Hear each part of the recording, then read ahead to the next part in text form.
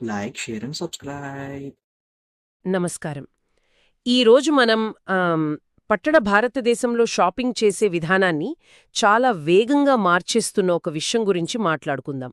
అదేంటంటే త్వరిత వాణిజ్యం అంటే క్విక్ కామర్స్. అవును.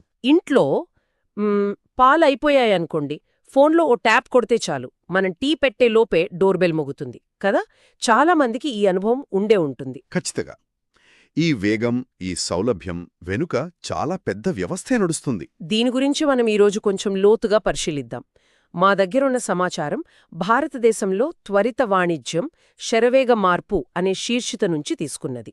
సరే, అంటే ఈ 10-15 నిమిషాల డెలివరీ మోడల్ ఎలా మొదలైంది, ఎందుకింత పాపులర్ అయ్యింది, దీని లాభనష్టాలు, మరి ముఖ్యంగా మన పక్కనున్న కిరాణా కొట్లపై దీని ప్రభావం ఏంటి, ఇవన్నీ చూద్దాం. సరే, అయితే మొదలు పెడదాం.